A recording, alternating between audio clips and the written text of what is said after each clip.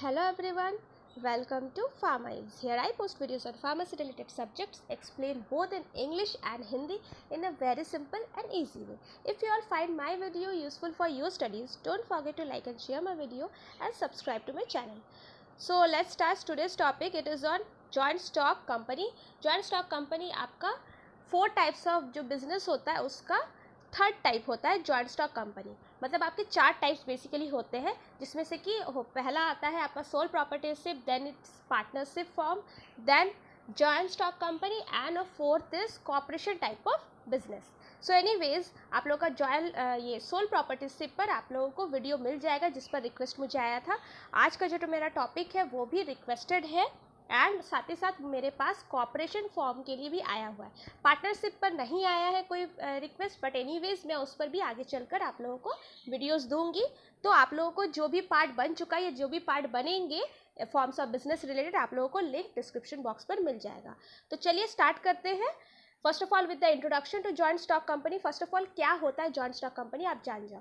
तो बेसिक में introduction soul प्रॉपर्टीशिप का अगर दूँ, आप लोगों को याद होगा सोल प्रॉपर्टीशिप वो होता है जहाँ पर एक ही मालिक होता है, वही मैनेज भी करता है, वही पूंजी लगाता है, सब कुछ। उसके बाद जो पार्टनरशिप फॉर्म ऑफ होता है बिजनेस, वहाँ पर आपका क्या होता है, 2 या 2 से ज़्यादा लोग इन्वॉल्व होकर के एक कंपनी को ओपन करते हैं, कंपनी को रन करते हैं, पूंजी एक्सेट्रा वो लगाते हैं।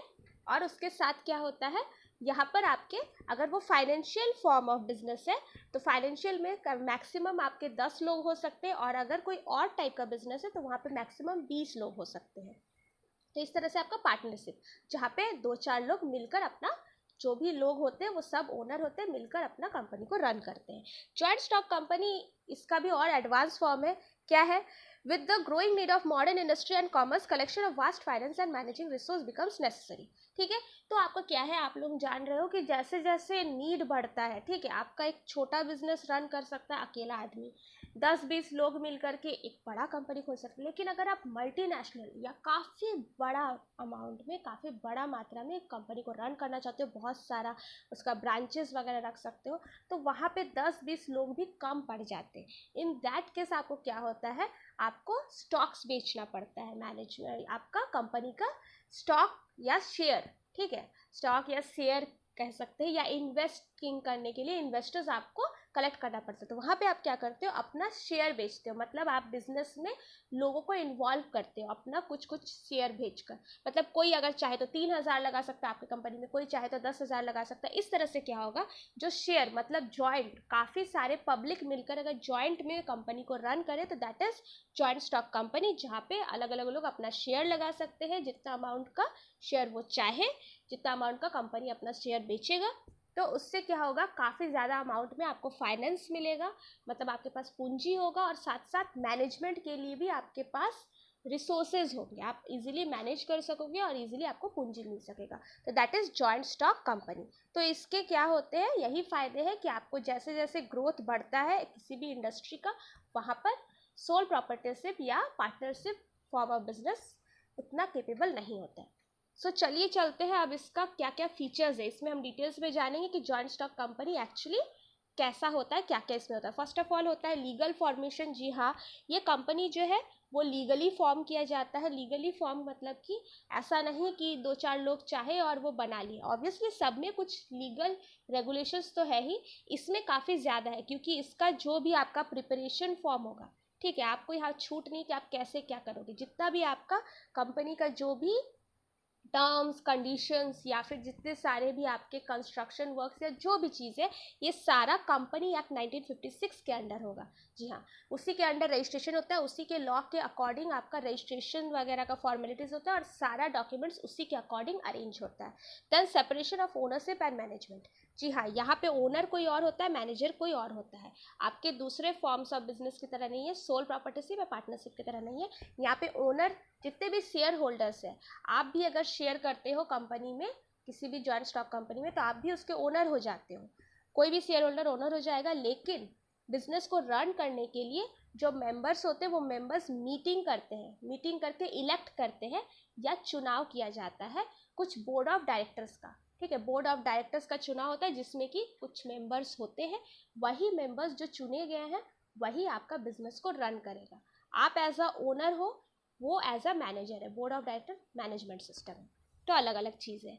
Then share capital, share capital में क्या है कि यहाँ पे कैपिटल यानी कि पैसा या पूंजी ये शेयर्ड रहता है, कोई अकेला यहाँ पूंजी नहीं लगाता है, यहाँ पे शेयर बिकता है, शेयर आपका डिवाइडेड रहता है, छोटे छोटे शेयर्स रहते हैं, छोटे बड़े बहुत तरह के शेयर्स मिल जाएंगे। तो आप अगर थोड़ा सा इन्वेस्ट करना चाहते हो, कोई भी लोग अगर चाहता है कि हम इन्वेस्ट करें, शेयर खरीदें, तो वो जा कर के छोटा शेयर खरीद सकता है, उसके पास ज़्यादा पैसा है तो बड़ा शेयर खरीद सकता है, इस तरह से वो शेयर होल्डर बन सकता है। तो कैपिटल यहाँ पे शेयर्ड रहता है, पूंजी शेयर्ड रहता है।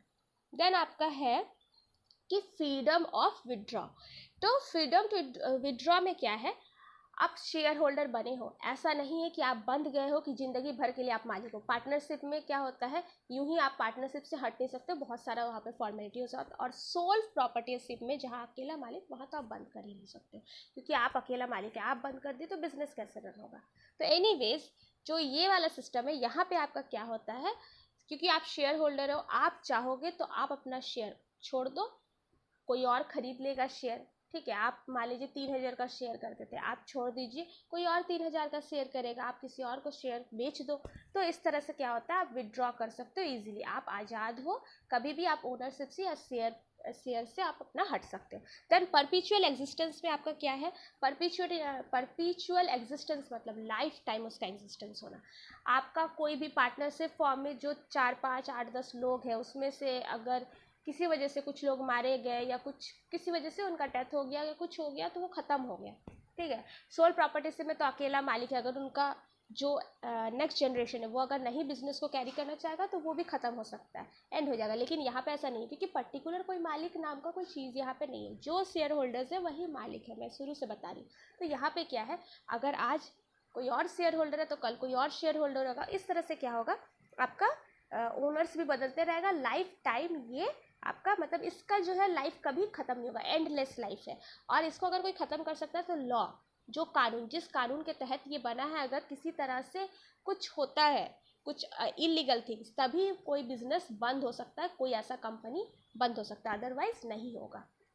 देन आपका क्या है, independent legal entity. Independent legal entity का मतलब होता है कि यहाँ पे वो मतलब कानूनी तौर पर कुछ भी चीज़ करने के लिए आज़ाद है ये कंपनी, ठीक है। मतलब अब जैसे कि सोल प्रॉपर्टीशिप में अकेला है वो आदमी है, तो वो तो ऑब्वियसली अकेला कुछ भी कर सकता है। पार्टनरशिप में क्या होता है, 10-20 लोग या जो भी लोग पार्टनरशिप में है उन सब में डिसीजन लेना होगा, अकेला कोई भी कुछ कर नहीं सकता कंपनी के लिए, सब मिलकर जिस चीज़ में राज़ी होंगे वही। लेकिन यहाँ पे ऐसा नहीं है, यहाँ पे जितने भी इन्वॉल्व है, जितने भी लोग इन्वॉल्व है इस कंपनी से, ठीक है, उनमें से कोई भी, स्पेशली जो मैनेजमेंट सिस्टम है, वो उनमें से जो भी ऑफिसर्स, मेन जो ऑफिसर्स है, वो जहाँ चाहे वो अपना प्रॉपर्टी को और ओन कर सकते हैं, मतलब कंपनी के तरफ से, ठीक है। कंपनी का जो भी पूंजी आ रहा है उस कंपनी के पूंजी से वो चाहे तो और प्रॉपर्टीज़ को खरीद सकता है कंपनी के लिए, बिजनेस के लिए, और कोई और कॉन्ट्रैक्ट को भी साइन कर सकता है या जो भी, लेकिन लॉफुल बिजनेस यानी कि कानूनी लीगल आज़ादी होता है, इलीगल नहीं, लीगल आज़ादी आपको है।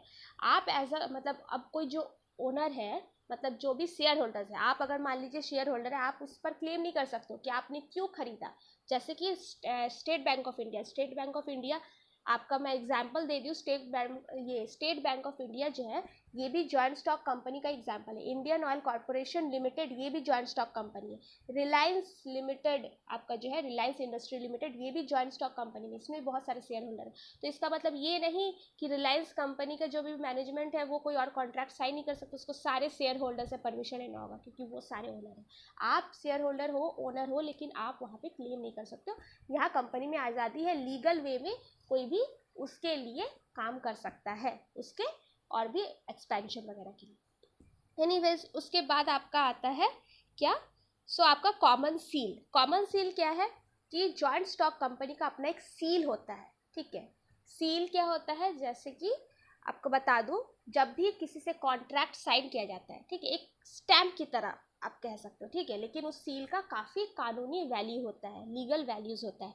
जैसे कि ये कॉमन सील, इसे कॉमन सील क्यों बोला जाता है, जॉइंट स्टॉक कंपनी का जो सील होता है वो कॉमन सील क्यों है, कॉमन सील इस वजह से है क्योंकि यहाँ पे कंपनी की तरफ से जो भी ऑफिसर्स काम कर रहे हैं, ठीक है, वो अगर कोई भी डॉक्यूमेंट, ठीक है, कोई भी कंपनी किसी तरह का डॉक्यूमेंट बनता है या फिर किसी कंपनी के साथ मतलब कोई और कंपनी या कोई और तरह के कॉन्ट्रैक्ट में साइन करता है तो वहाँ इस सील का इस्तेमाल तो होगा, कोई भी ऑफिसर कर सकता है उस सील का इस्तेमाल। ठीक है, आप अगर ऑफिसर हो वहाँ के, आप किसी तरह का कॉन्ट्रैक्ट साइन किए, वहाँ पे आपको सील लगाना ही होगा, और मतलब जो कंपनी का जो पर्टिकुलर सील है वो लगाना ही होगा।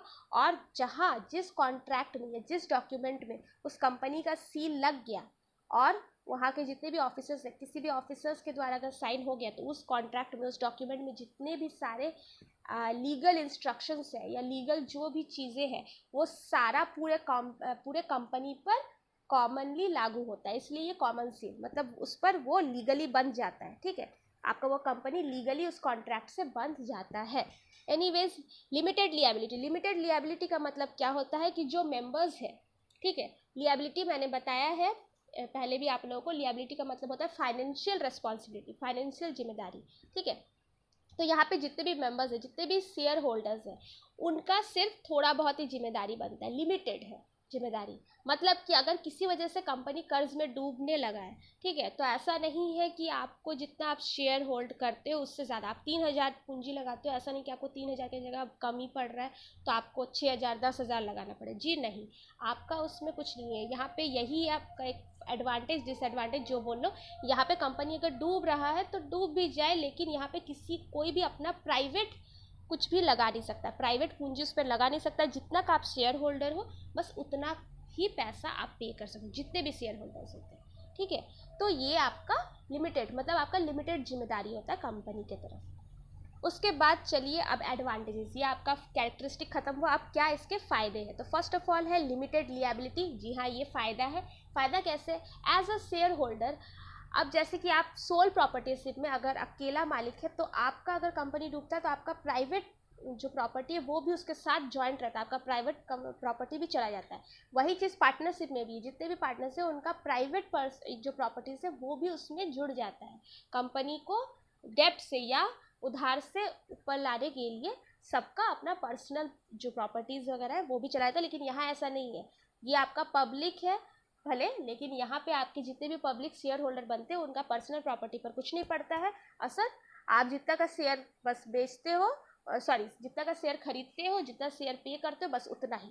ठीक है, तो ये आपका फ़ायदा इसलिए क्योंकि आपका रिस्क कम है। अगर मान लीजिए कंपनी डूब जाए, ख़त्म हो जाए कल को, आपका जितना पूंजी था, जितना आप लगाए हो उस पर पूंजी, ठीक है, जितना शेयर किए हो उतना ही आपका डूबेगा, उससे ज़्यादा नहीं डूबेगा। आपका पूरा घर बार, आपका पूरा प्रॉपर्टी नहीं चला जाएगा अदर फॉर्म ऑफ बिजनेस की तरह। देन लार्ज फाइनेंशियल रिसोर्सेज, इसका भी एक अच्छा फ़ायदा है आपके पास, क्योंकि आपने अपना कैपिटल डिवाइड करके रखा है, बहुत सारा इन्वेस्टर्स आपको मिल रहा है, शेयर होल्डर इतने सारे हैं, सब पूंजी लगा रहे हैं। तो आप कोई भी कंपनी है आपका जो मतलब जॉइंट स्टॉक जो कंपनी है उसको काफ़ी ह्यूज मात्रा में फाइनेंस रिसोर्स मिलता है, पैसा मिलता है। ठीक है, जिससे वो अच्छा खासा एक्सपैंड कर सकता है अपना कंपनी को। कंटिन्यूटी मतलब ये कंटिन्यू रहेगा लाइफ टाइम, इसका कोई लाइफ कहीं एंड ही नहीं है। ठीक है, जैसे कि मैंने बताया क्योंकि यहाँ पे शेयर होल्डर्स आते रहेंगे, ओनर्स नए नए बनते रहेंगे, तो इसका लाइफ कभी ख़त्म नहीं होता इस तरह के जॉइंट स्टॉक कंपनीज का। देन आपका आता है कि आपके ट्रांसफरेबल शेयर्स, जी हाँ, मैंने इसके बारे में फीचर्स में बताया।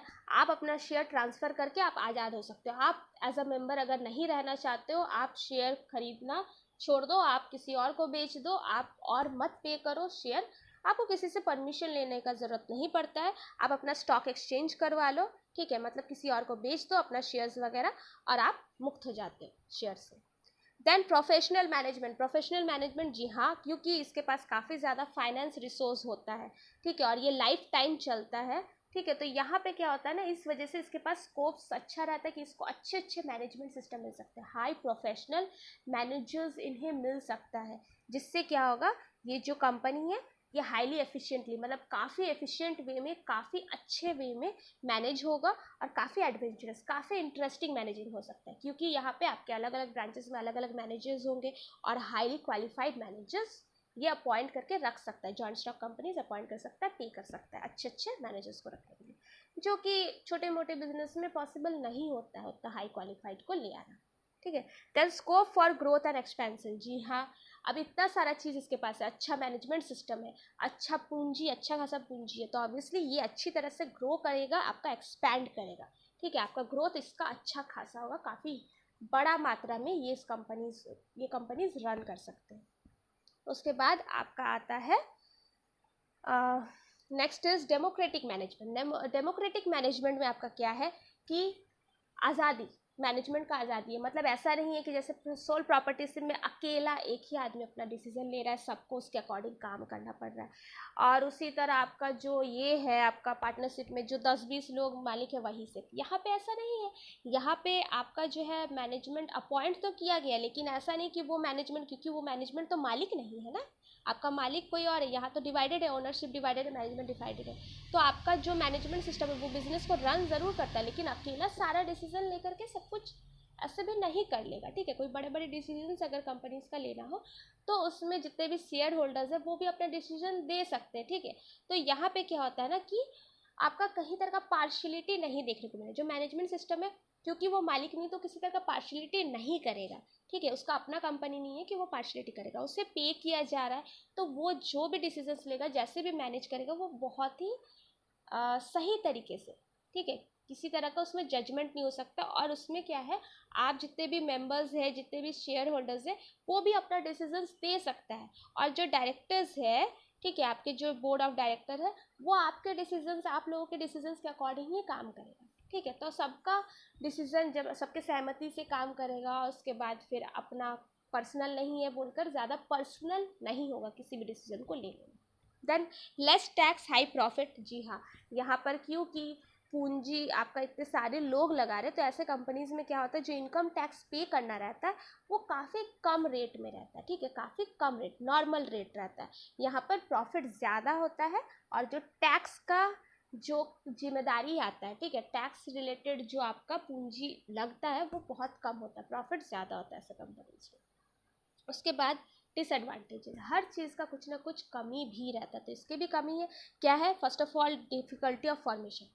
जॉइंट स्टॉक कंपनी को बनाने में बहुत दिक्कत लगता है, इतने सारे डॉक्यूमेंट्स होते हैं। जो रजिस्ट्रार, हर कंपनी का रजिस्ट्रार होता है, इसका भी है, तो जो कंपनी का रजिस्ट्रार है उसको ढेर सारा डॉक्यूमेंट बनाना पड़ता है, ठीक है, बहुत सारे डॉक्यूमेंट्स प्रिपेयर करने पड़ते हैं। उसके बाद इसके लिए लीगल एक्सपर्ट्स का भी मदद लेना पड़ता है। लीगल एक्सपर्ट्स एडवाइस करेंगे कैसे कैसे आपको कंपनी एक्ट के अकॉर्डिंग सारा डॉक्यूमेंट्स प्रिपेयर करना है।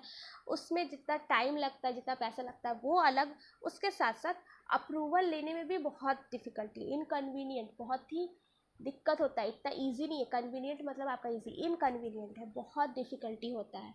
आप ऐसे ही जाओगे, जॉइंट स्टॉक कंपनी खोलना है और जब चले गए, आपको इजीली मिल गया परमिशन, ऐसा नहीं है, परमिशन मिलने में बहुत दिक्कत होता है। देन फ्रॉडिंग में बहुत ज़्यादा, जॉइंट स्टॉक कंपनी के नाम पे बहुत सारे फ्रॉड लोग भी, फ्रॉड कंपनी भी आपके बने पड़े हैं, जो बहुत ज़्यादा लोभ दिखाएंगे, और जो भोले भाले इंसान है, जो इग्नोरेंट पीपल है, इग्नोरेंट मतलब जिन्हें कुछ ज़्यादा नॉलेज नहीं है, वो लोग फंस जाते हैं ऐसे चक्कर में, शेयर खरीद लेते हैं और कल को कंपनी गायब, वो कंपनी ही नहीं रहा, ठीक है। इस तरह के फ्रॉडिंग्स भी बहुत ज़्यादा होते हैं, ठीक है, जिससे क्या होता है, जो फ्रॉड करते हैं उन लोग अपना पैसा कमाते हैं लोगों को ठग कर, और बस गायब। उसके बाद एक्सेसिव गवर्नमेंट कंट्रोल, जी हाँ, गवर्नमेंट का कंट्रोल काफ़ी ज़्यादा, वैसे तो सारा चीज़ लॉ के अकॉर्डिंग है ही, लेकिन यहाँ पे कुछ ज़्यादा है। यहाँ पे क्योंकि कंपनी एक्ट के अकॉर्डिंग आप खोल रहे हो, ठीक है, यहाँ पे क्योंकि पब्लिक है, तो पब्लिक को देखने वाला कौन होगा, सरकार तो उस पर नज़र रखेगा ही ना। तो आपको क्या होता है, पीरियडिकली जो भी मैनेजमेंट बोर्ड ऑफ डायरेक्टर्स है उन्हें क्या करना पड़ता है, टाइम टू टाइम रिपोर्ट भेजना पड़ता है। ये सब चीज़ दूसरे जगह में नहीं है, दूसरे फॉर्म में आपका नहीं है, आपके सोल और जो दूसरा है पार्टनरशिप वहाँ नहीं है, लेकिन यहाँ पे आपको रिपोर्ट भेजना पड़ेगा गवर्नमेंट को। फिर रेगुलर ऑडिटिंग करना पड़ेगा, मतलब रेगुलर विजिटिंग, सारा चीज़ सही से चल रहा है कि नहीं, ये सारा चीज़, ठीक है, सारी चीज़ों को, कंपनी में कितना पूंजी लग रहा है, क्या चीज़ है, सब चीज़ का आपको रिपोर्ट वगैरह लीगल फॉर्मेलिटीज़ में चलता है, और इसका सारा चीज़ आपको रिपोर्ट रखना पड़ता है, ठीक है। तो बहुत सारा रूल रेगुलेशन होने के कारण ऐसे कंपनीज में ज़्यादा फ्लेक्सिबिलिटी नहीं ला पाते, ज़्यादा चेंजेस नहीं कर पाते, आपको एक अकॉर्डिंग में चलना पड़ता है। आप नहीं कर सकते हो कि हाँ हम, मतलब क्योंकि पर्सनल किसी का नहीं है ना, 2-4 लोगों का तो पर्सनल नहीं है कि आप ज़्यादा चेंजेस ला पाओगे। इतना नियम कानून है गवर्नमेंट के अकॉर्डिंग, इसमें ज़्यादा चेंजेस, फ्लेक्सिबिलिटी हम नहीं ला सकते। देन आपका है लैक ऑफ पर्सनल टच। अब क्योंकि एक कोई और कंपनी हो जहाँ पर कि कस्टमर्स और कुछ ही मालिक है, तो कस्टमर्स को देखेंगे, वहाँ के जो मालिक है वो नज़र रखेंगे कि कस्टमर्स हमारा सेटिस्फाई हो रहा है कि नहीं हमसे। लेकिन यहाँ पे ऐसा कुछ नहीं है। यहाँ पे जो शेयर होल्डर्स है, मालिक है, वो लोग जो है सब इतने सारे शेयर होल्डर्स है, कौन देखने जाए कि प्रोडक्ट का क्या है नहीं है, ठीक है, इतना देखने नहीं जाते हैं काफ़ी लोग। उसके बाद आपके जो बोर्ड ऑफ डायरेक्टर्स है, जो मैनेजमेंट सिस्टम है, वो भी पेड है। अब पैसा से रखोगे आप और खुद अपना दिल से कुछ करना, उसमें तो फ़र्क होता ही है। तो यहाँ पे क्या होता है, कोई ज़्यादा कंज्यूमर्स को नहीं देखते, कस्टमर्स को उतना नहीं ध्यान देते, तो एम्प्लॉय और कस्टमर के बीच में कोई भी पर्सनल कॉन्टैक्ट नहीं होता है खास, ठीक है, ऐसे सिस्टम्स में। देन आपका एक्सेस प्राइसिंग। अब ये जो मैं बता रही हूँ कमी, ये हर जगह हो ऐसा नहीं है, कहीं कहीं ऐसे कमी मिलते हैं, अच्छे अच्छे जॉइंट स्टॉक कंपनीज भी होते हैं, ये भी मैं बता दूँ। उसके बाद एक्सेस प्राइसिंग ऑब्वियसली जब कोई अपना मालिक है ही नहीं, जब कोई वहाँ पर मैनेजमेंट जो है वो जस्ट पेड है, तो ऑब्वियसली प्राइस का किसे फिक्र हो, ठीक है। तो ज़्यादातर चांसेस में होता है कि लोग अपना प्रॉफिट देखते हैं, शेयर होल्डिंग वगैरह करते हैं, ऐसे कंपनी ज़्यादातर अपने प्रॉफिट के हिसाब से चलता है, तो प्राइसिंग ज़्यादा बढ़ा देते हैं, प्रोडक्ट का क्वालिटी उतना नहीं रहता अच्छा, ऐसा सारा चीज़ होता है। उसके बाद आपका आता है कि ये ओलिगार्किक मैनेजमेंट का मतलब होता है क्या, मनमानी। सिर्फ कहने के लिए है कि डेमोक्रेटिक है, थियोरेटिकली डेमोक्रेटिक है, प्रैक्टिकली डेमोक्रेटिक नहीं है, इतना स्वतंत्रता नहीं है। क्या होता है, जो सालों साल पूंजी लगाते हैं और बड़े बड़े शेयर्स खरीदते हैं ना, बड़े बड़े शेयर्स लगाते हैं, एक्चुअल में वही लोग जो है मेंबर्स भी रहते हैं और वही लोगों में से कोई बोर्ड ऑफ डायरेक्टर्स बनते हैं। तो छोटे मोटे इन्वेस्टर्स जो होते हैं उनका वहाँ पे जस्ट ओनर्स कहने के लिए होते हैं, लेकिन उनका कोई उतना खास वैल्यू नहीं होता है, ठीक है, ये चीज़ हुआ। तो उनका कोई सुनता नहीं है। तो मनमानी का मतलब ही वो होता है कि बस कहने भर के लिए कि बहुत स्वतंत्र है, मतलब सबको उसमें अपना फ्रीडम है, सब अपना डिसीजन वगैरह, ऐसा नहीं होता। Then delay of decisions obviously जहाँ इतने सारे लोग हों, डिसीजन लेने में टाइम लगेगा। अकेला इंसान है, तुरंत डिसीजन लेगा। 8-10 लोग हैं तो वहाँ पे थोड़ा ज़्यादा वक्त लगेगा, यहाँ पे तो और सारे लोग हैं, आपके कितने कितने सारे लोग हैं, इतने सारे शेयर होल्डर्स, तो ऑब्वियसली डिसीजन लेने के लिए आपका मीटिंग बुलाना, मेंबर्स बोर्ड ऑफ डायरेक्टर के बीच में मीटिंग्स वगैरह होगा, उसके लिए टाइम लग जाएगा। कोई अगर प्रॉब्लम हुआ है उसका सोल्यूशन ढूंढने में, मीटिंग वगैरह करने में ही वक्त चला जाता है, ठीक है। उसके बाद इस तरह से क्या होता है, इतना सारा जो लेवल है मैनेजमेंट का, उसी की वजह से डिफ़िकल्टी होता है, क्विक डिसीजन तो ले नहीं सकते, किसी भी वे में तुरंत डिसीजन लेना पॉसिबल नहीं होता इस तरह के पब्लिक कंपनीज में। देन कॉन्फ्लिक्ट्स ऑफ इंटरेस्ट, जी हाँ, इंटरेस्ट में झगड़ा मतलब क्या, यानी कि इतने सारे लोग हैं, ठीक है, तो कभी क्या होता है, शेयर होल्डर्स और मेंबर्स जो है उनके बीच में टेंशन हो जाता है, जो मैनेजमेंट सिस्टम है और शेयर होल्डर उनके बीच टेंशन हो गया, कस्टमर्स और आपके जो मैनेजमेंट सिस्टम है वहाँ टेंशन हो गया, मतलब हर किसी को अपना अपना कुछ चाहिए होता है, यहाँ कमी पूरा नहीं हो पाता है, ठीक है, यहाँ पे कमी रह ही जाता है आपका, मतलब सबको सेटिस्फाई कर पाए ऐसा नहीं होता है, हर किसी का अपना अपना अनबन रह जाता है, क्योंकि यहाँ पे कुछ मालिक तो है नहीं कि देखेंगे कि हाँ ये सही से हो रहा है कि नहीं हो रहा है, तो इस वजह से ये चीज़ रहता है। और क्या होता है, सोल प्रॉपर्टीशिप में तो आपका किसी से झगड़ने का केस ही नहीं है, स्टाफ अगर आपके प्रॉब्लम करे आप स्टाफ चेंज कर दिए। पार्टनरशिप में क्या हुआ, अगर आपको लगा कि हाँ 10-20 लोग हैं, वहाँ पे अगर झगड़ा हो जाता है तो वहाँ ख़त्म, बिजनेस ही ख़त्म हो जाता है, लेकिन यहाँ तो ख़त्म होना नहीं, क्योंकि ओनर्स तो बदलते रहेंगे, लेकिन जो झगड़ा है, इंटरेस्ट सबका अपना अपना अलग इंटरेस्ट होगा, सबका अपना अपना डिसीजंस होगा, तो इस वजह से ये झगड़ा कंटिन्यू रहता है, कंपनी लाइफ टाइम चलता है, और यहाँ पे टेंशन्स भी कंटिन्यू रहते हैं। एनीवेज ये हमारा ख़त्म होता है यहाँ पर, आपका जो भी joint stock company related topic था, ये इंपॉर्टेंट चीज़ था, तो इसका मैं नेक्स्ट वीक आप लोगों को डालने वाली हूँ कॉपरेशन पर, उस पर आप कंटिन्यू बने रहिएगा, और साथ ही साथ आपका मैंने जैसे कि बताया पार्टनरशिप पर भी आगे मैं जा करके वीडियो दूँगी। तो अगर आप लोगों को मेरा वीडियो यूज़फुल लगा तो बेल आइकन को प्रेस कर दे, ताकि मैं जब भी फार्मेसी रिलेटेड जो भी टॉपिक्स पर वीडियो डालूँ आप लोगों को नोटिफिकेशन मिलते रहे। Thanks for watching and bye bye.